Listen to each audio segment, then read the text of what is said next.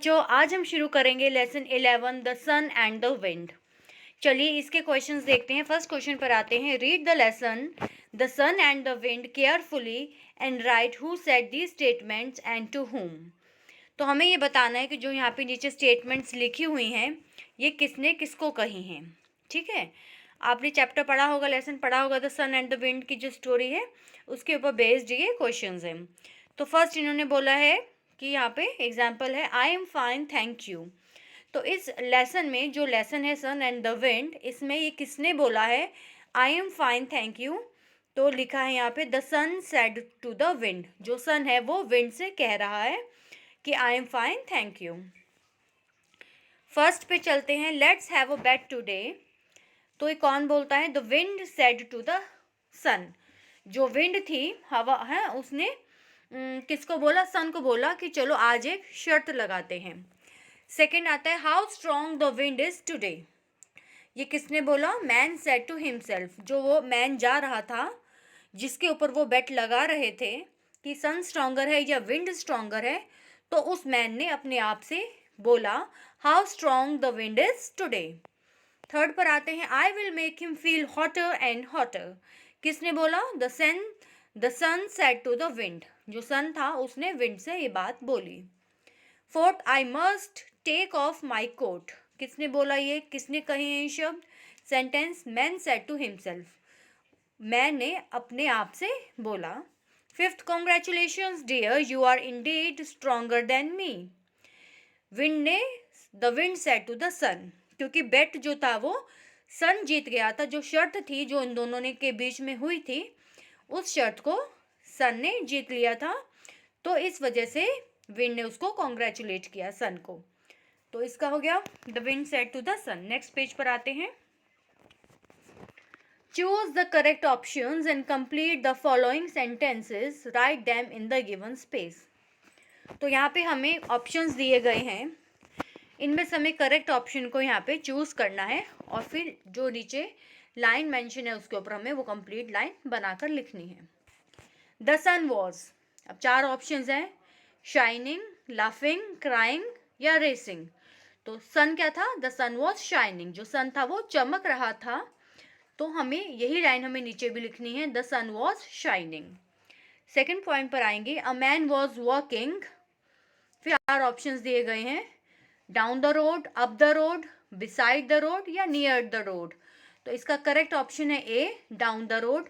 और हमने बिल्कुल यही सेंटेंस नीचे लिख दिया है, a man was walking down the road. Next है third, a man was wearing a coat. नीचे लिख दिया फिर से, a man was wearing a coat. The sun and the wind met on the hill top. Fifth, the sun has won. Next पर आते हैं third पे, अंडरलाइन द डिस्क्राइबिंग वर्ड्स और adjectives in the following sentence. तो यहाँ पे bracket में एक एडजेक्टिव की डेफिनेशन दी हुई है। And adjective is a word that describes a noun. जो एडजेक्टिव हम क्या बोलते हैं, एडजेक्टिव का क्या मीनिंग होता है हिंदी में? ये जो होता है संज्ञा की, ये विशेषता बताता है। जैसे विशेषता मतलब, जैसे फर्स्ट लाइन हम देखते हैं, A Danny caught the red ball. अब ये बॉल की विशेषता बता रहा है कि बॉल किस कलर की है। यहाँ पे लिखा गया है रेड, तो इस बॉल की क्या विशेषता है कि ये रेड कलर की है। तो वही हमें वर्ड्स अंडरलाइन करने हैं जो डिस्क्राइब कर रहे हैं किसी नाउन को। तो फर्स्ट में हो गया रेड। सेकंड में है B, Siddhi is an honest girl. Siddhi कैसी है? गर्ल है, लेकिन कैसी गर्ल है? ऑनेस्ट। ऑनेस्ट मतलब ईमानदार है। तो ये गर्ल की डेफिनेशन हो गई कि वो गर्ल कैसी? ऑनेस्ट। तो उस वर्ड को हमें बताना है, अंडरलाइन करना है। सी है Raghav bought a gold ring. कैसी रिंग खरीदी उसने? गोल्ड। तो गोल्ड वर्ड जो हो जाएगा वो एडजेक्टिव हो जाएगा। D I met a very beautiful lady. तो ब्यूटीफुल यहाँ पर डिस्क्राइबिंग वर्ड है, और इधर we can say it is an adjective. Fourth पर आते हैं, pick the two adjective choices to complete each sentence, make sure each sentence make sense.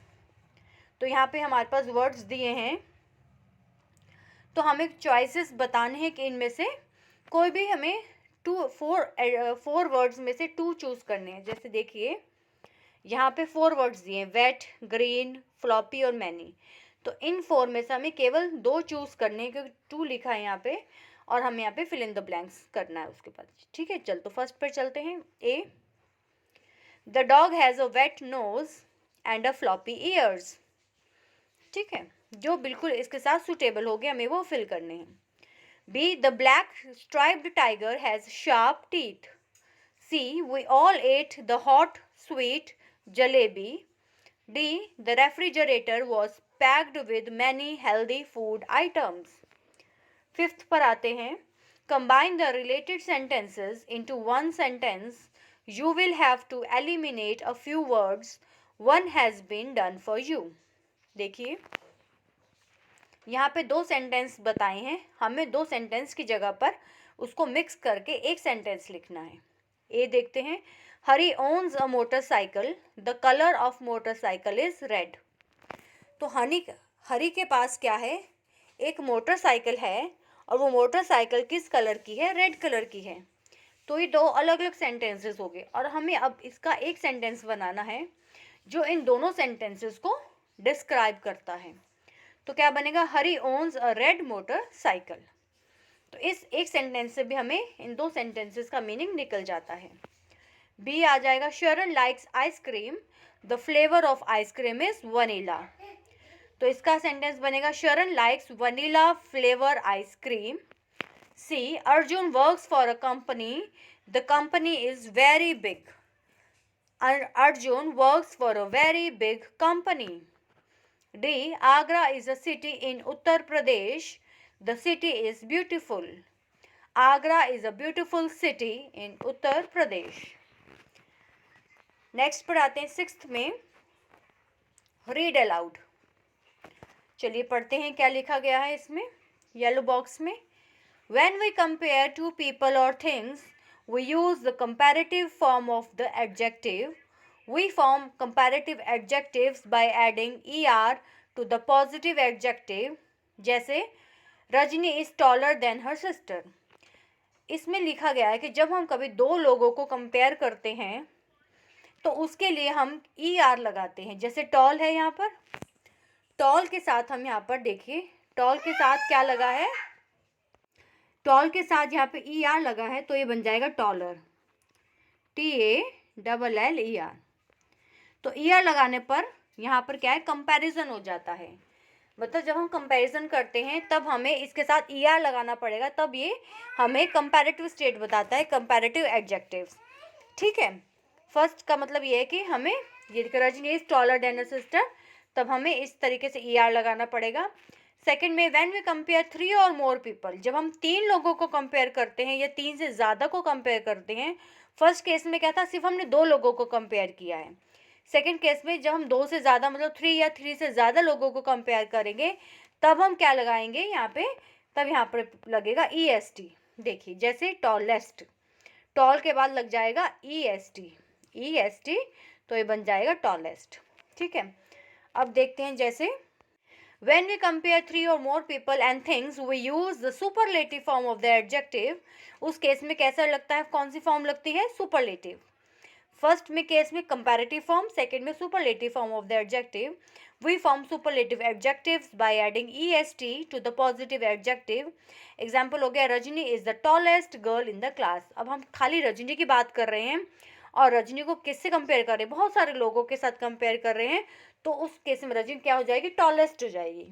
ठीक है, अब यहाँ पे देखिए, पॉजिटिव, कंपैरेटिव और सुपरलेटिव। पॉजिटिव में आ जाएगा टॉल, फिर टॉलर और टॉलेस्ट, ये इसकी 3 फॉर्म्स होती हैं। ठीक है, अब यहाँ पे इसी तरीके से हमें 7th क्वेश्चन को कंप्लीट करना है। डिग्रीज हैं ये, है ना। उसके बाद हो गई 7th, कंप्लीट द फॉलोइंग, मतलब हमें यहाँ पे कुछ बताया गया है, बीच में ब्राइटर दिया है, तो हमें पॉजिटिव और सुपरलेटिव बताना है इसमें। तो इसका हो जाएगा ब्राइट, ब्राइटेस्ट। तो अगर पूरा हम पढ़ेंगे तो हो जाएगा bright, brighter, brightest, big, bigger, biggest, smart, smarter, smartest, deep, deeper, deepest, large, larger, largest. Question number 8, fill in the blanks with the correct degree of adjective given in the brackets. अब हमें अपने आप से choose करना है। तो देखिए first case में the sun is hotter than the moon. अब देखिए दो को कंपेयर किया जा रहा है, सन और मून को, तो क्या लग जाएगा, ER, hotter. Next, a fox is cleverer than a goat. The fox और गोट को कंपेयर किया तो ER लगेगा, a fox is cleverer than a goat. C, mount Everest is the highest peak in the world. अब EST लग जाएगा क्योंकि mount Everest सबसे ऊंची पीक है, वर्ल्ड में सबसे ऊंची चोटी है। तो देखिए सबसे कंपेयर हो गया इसको, है ना, किसी और के साथ नहीं, सारी माउंटेन्स के साथ इसको कंपेयर कर दिया गया है। तो सबसे ज़्यादा क्या, हाईएस्ट, तो यहाँ पर लग जाएगा EST। D, honey is sweeter than milk. E, cheetah, the cheetah is smaller than the tiger. F, Ashoka was one of the greatest king. Next page पर आते हैं। Add ER to an adjective to make comparative degree. Add EST to an adjective to make superlative degree. तो वही पहले वाला ही है, ER लगाना है और या EST लगाना है, ठीक है। जब ER लगाएंगे तो कंपैरिजन हो जाएगा, कंपैरेटिव डिग्री होगी। जब EST होगा तब सुपरलेटिव डिग्री यूज होगी, बन जाएगी, ठीक है। चलो 9th क्वेश्चन देखते हैं। Fill in the correct degrees of the adjectives. June is the hottest month of the year. Nikita is taller than Sheena. Shalu is the fastest racer in her school. A lion is stronger than a dog. The sun is brighter than the moon. Tina is the best student of her school. A rat is smaller than an elephant. Next देखते हैं। 10th, write the opposite of these words in the given space. हमें opposite बताने हैं, जैसे दिन रात, इस तरीके से जो ऑपोजिट होता है वो हमें बताने हैं। स्ट्रॉन्ग का ऑपोजिट है weak, able unable, remove add, hard soft, tight loose, bright dark. 11th पर आते हैं। Fill in the missing forms of degrees of comparisons. हमें वही जो पहले वाला था, पॉजिटिव, कंपैरेटिव और सुपरलेटिव, ये बतानी है degrees. High, higher, highest, good, better, best, cheap, cheaper, cheapest, small, smaller, smallest, old, older, oldest, young, younger, youngest, hot, hotter, hottest, fast, faster, fastest। Next page पर आते हैं। 12th देखते हैं। Complete the sentences with the help of the hands given below and read them allowed. देखिए यहाँ पे elephant और dear दिया है। अब यहाँ पे हमें देखते हैं क्या वर्ड आएगा। A, an elephant is stronger than a dear.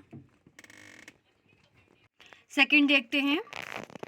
B, a building is larger than a hut. 13th, read aloud the sentences given below. हम थोड़ा सा इनको पढ़कर देखते हैं कि इसमें क्या कहा गया है। बिग, बिगर, बिगेस्ट, ये हम प्रीवियसली पढ़ चुके हैं। अब देखिए फर्स्ट बॉक्स में देखते हैं, ब्लू बॉक्स में, it is a big Apple. यहाँ पे केवल एक एप्पल दिखाया जा रहा है। देखिए इस पिक्चर में केवल एक एप्पल है, तो उसने बताया it is a big Apple. Simple एक बिग वर्ड यूज़ हुआ है यहाँ पर। नेक्स्ट में यहाँ पे दो एप्पल्स दिखा दिए गए हैं, एक छोटा है ये वाला, और ये वाला है बड़ा है। अब दो का कंपैरिजन हो गया, तो यहाँ पे लिखा जाएगा bigger, it is bigger than that apple. ये वाला जो एप्पल है वो इस एप्पल से बड़ा है। अब लास्ट वाला पॉइंट देखते हैं। यहाँ पे देखें, यहाँ पे कितने सारे एप्पल्स दिखाए हैं, 3 एप्पल्स दिखाए हैं। देखिए 3, मतलब 2 से ज़्यादा हो गए तो कंपैरिजन हो गया। 3 हो सकते हैं, 3 से ज़्यादा भी हो सकते हैं। और इट इज़ अ, अब इस एप्पल की बात है, अब जब 2 का कंपैरिजन होगा तो ER लगेगा, जब 2 से ज़्यादा हो जाएंगे तब EST लगेगा। It is the biggest apple in these 3, तीनों में सबसे बिगेस्ट है, तो यहाँ पे EST लगा करके इसको बिगेस्ट बना दिया गया है, biggest Apple.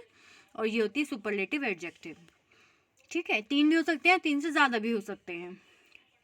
Next 14th question पर आते हैं। You have read the story the sun and the wind. Now number the characters in the picture and write their names in the boxes given below. तो यहाँ पे देखिए characters यहाँ पे हमें बताने हैं कि इसमें से सन कौन सा है, विंड कौन सा है और मैन कौन सा है। आपने स्टोरी पढ़ी होगी अपने स्कूल में, तो उसके अकॉर्डिंग हमें ये बताएंगे। देखिए फर्स्ट नंबर पे क्या है, विंड।